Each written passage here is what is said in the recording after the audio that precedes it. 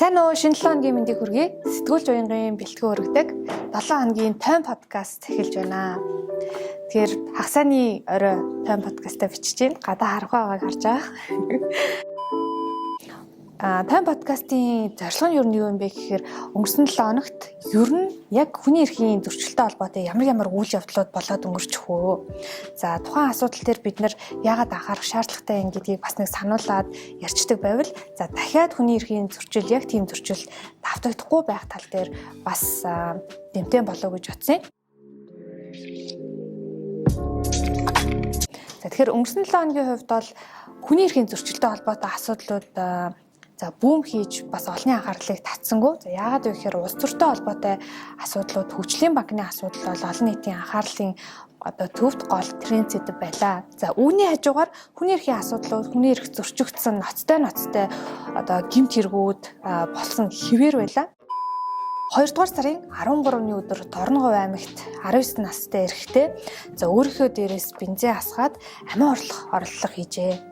За юу болсон бэ гэд хэргийг шалгаад үзсэн чинь тухайн өдөр Валентины яг өмнөх өдөр штэ найз охиноосоо салсан учраас ийм үйлдэл гаргасан гэж тайлбарласан байна. За ингээд азар тухайн хүүхдийн биеийн байдал бол хэвийн. За цагдаа нар бол зөв үед нь аварсан. За ингээд эмнэлгийн тусламж бол үзүүлсэн гэсэн ийм мэдээлэл гарсан байна. За үүнтэй холбоотойгоор ер нь манай улсад энэ эрэгтэйчүүдтэй холбоотой асуудал, ялангуяа эрэгтэйчүүдийн сэтгэл зүйн эрүүл мэндтэй холбоотой асуудал ямар юм бэ гэдгийг харах хэрэгтэй болов уу гэж бодсон. За тэгээд эрэгтэйчүүдийн амиа оролттой холбоотой тоон статистикийг харсан чинь хамгийн сүүлийн байдлаар гэхэд 2018 оны арай нэг юм багц том зургаар нь харж болох үс тоог үндэсний статистикийн хорооноос судалгааг гаргасан байлээ. За үүн дээрээс харсан чинь манай улсад ер нь жилдээ 400 гаруй хүн амиа орлох шийдвэр гаргаад үйлдэл хийгээд амиа орлдог. За ингээд энэ дундаасаа 80 гаруй хувь нь эрэгтэйчүүд байдаг. За эрэгтэйчүүдийн нас орж байгаа тэргүүлэх шалтгааны эхний байранд амиа орлолт ялангуяа 34 хүртэлх наснд бол амиа орлолт байна. Тэгэхээр энэ бол ялангуяа сэтгэл зүйтэй холбоотой ийм асуудлууд эрэгтэйчүүдэд тулгамдж байна гэдгийг нэг талдаа харж болохоор ч юм шиг.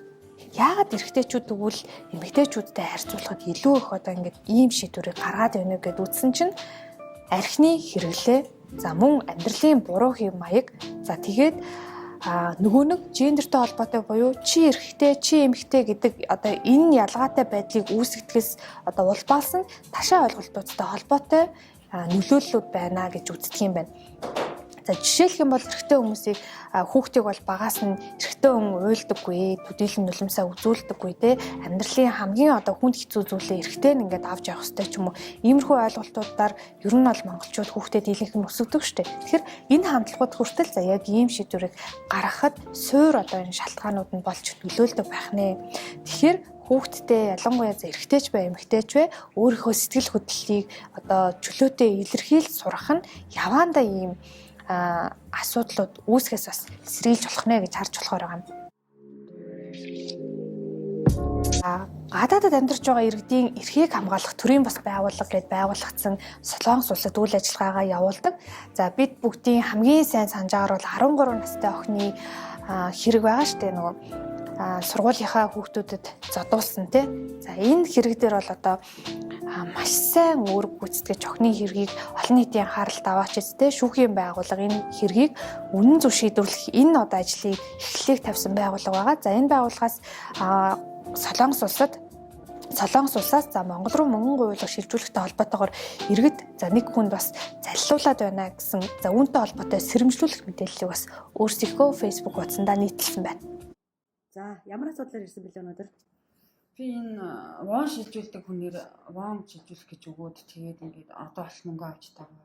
За энэ хүнийг анхаанаас яаж олсон? Яагаад итгэсэн? Ер нь бол Facebook-ээр л харж байсан л да. Лов жаал гэж профайл хаягтай. Тэгээд өөрөө ерөнхийдөө энэ Солонгост ингээд 36300-ын дугаар цэнгэлдэг дугаараараа өөрийнх нь нэрдэрдэг дугаараараа тэгээд амин толсон бас гэдэг бас хөөрхөн ингээд янз бүрийн юм өөр яад юм лээ ажиллаулдаг ч юм уу.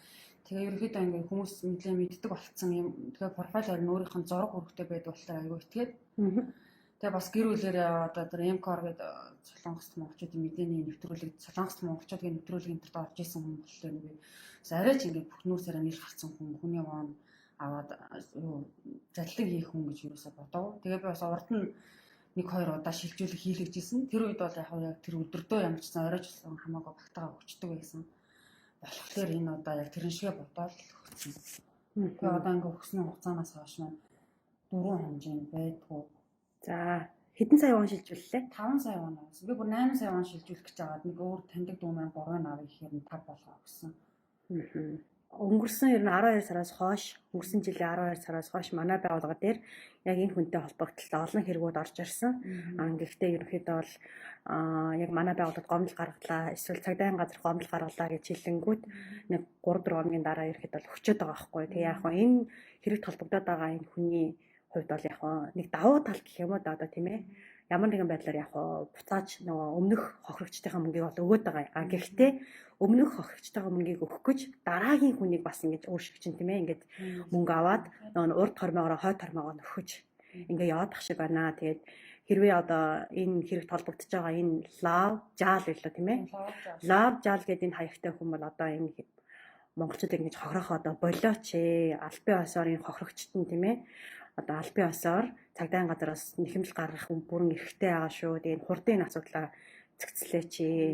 Өнгөрсөн 7 хоногт хүн худалдаалах гэмт хэрэг буюу за биеийн үнэлэлттэй холбоотой насан туршид хүүхдүүдийг хүчээр биеийг нь үнэлүүлсэн эмэгтэй эрэгтэй хүнд шүүхээс за 13-аас 15 жилийн 20 хал оноолоо гэсэн мэдээг за ярьсан те. Тэгвэл энэ 7 хоногт бас яг үүнтэй холбоотой хүн худалдаалах гэмт хэрэгтэй холбоотой явдлыг цагдаагийн байгууллагаас хэргийг цагдаагийн байгууллагаас илрүүлсэн байна. За гэхдээ энийг бол цагдаа өөрсдөө мөрдөн шалгаад олчихсан юм биш. Иргэний одоо мэдээллийн дагуу тухайн хэргийг шалгаад ингээд илрүүлсэн байна. Эрүүгийн цагдаагийн албаны хүн худалдаалах гэмт хэрэгтэй тэмцэх засгийн албаагчид өөнд бусадтай бүлэглэж насанд хүрээгүй охтуудыг иргэшээлтэд оруулан гэртээ оргнуулж, зорчих эрхийг нь хязгаарлан, цахим орчинд зар байршуулж, бусдад хүчээр биеийг нь үлгэж хүн худалдаалах гэмт хэрэг үйлдэж байна гэсэн мэдээллийн дагуу шалгалтын ажиллагааг хийн, гэмт этгээдүүдийн хууль бус үйлдэлийг баримтжуулан, дайшлан баримтлах ажиллагааг зохион байгууллаа.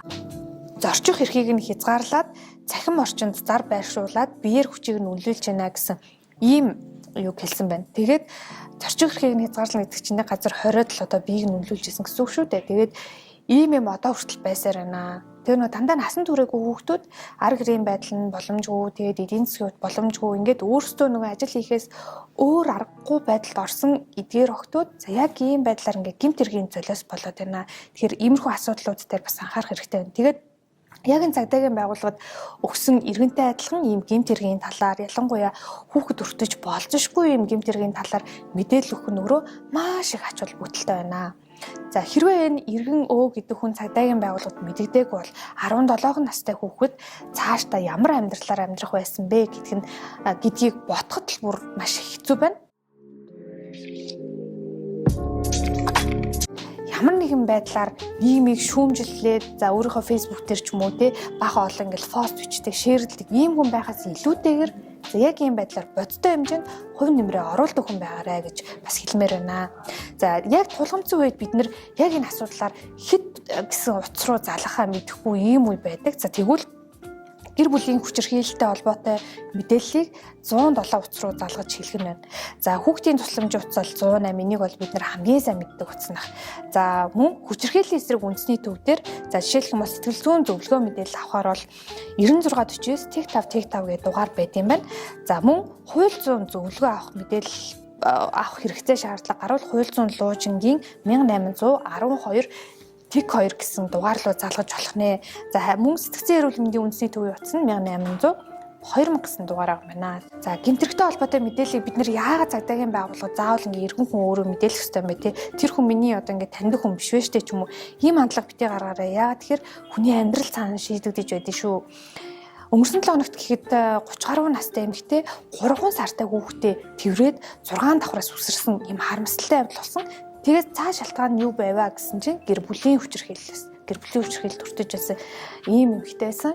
Тийм учраас хэрвээ тухайн хүнтэй холбоотой асуудлыг хажуу хөршин ч юм уу магадгүй мэдээлэлээд хамтарсан баг гэж байдаг тэр баг ажиллаад ингээд үр дүн гарсан байсан бол 3 сартай хүүхдээ тэрврээд хүн өсрөхгүй байх хэмжээний за тэр хүнд тусалж болох байсан шүү дээ. Тэгэхээр мэдээлэх гэдэг ганц утсаар ганц залгах одоо товч дарах юм шиг боловч цаана хүний одоо амь амьдралтай холбоотой асуудал байд юм шүү. Тийм учраас шүүмжилдэг биш, за оролцдог, ийм бодтой үе нэмэр оруулдаг байгаарай гэж та бүхнээс хүсгээр байна.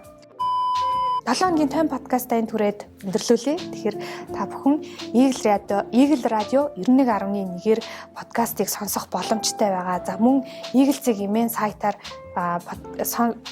сонсдог нийтлэл подкаст сонсдог нийтлэлүүд гэсэн хэсэг дээр бас миний подкастын дугаарууд ороод явж байгаа. За мөн Сэтгүүлч уянгийн подкаст гэдэг Facebook пэйж байгаа. Тэрийг дагаарай. Уянгаас подкаст гэдэг YouTube сувг байгаа. Тэрийг бас subscribe хийгээд дагаарай. Тэгэх юм бол шинэ дугааруудыг дор бүрэн хүлээж авъя шүү. Эх 7 хоногоос зочинтой илүү сонирхолтой дугааруудаа бас хүргэхээр бодож байгаа шүү. Хамтаагаарай. Баяртай.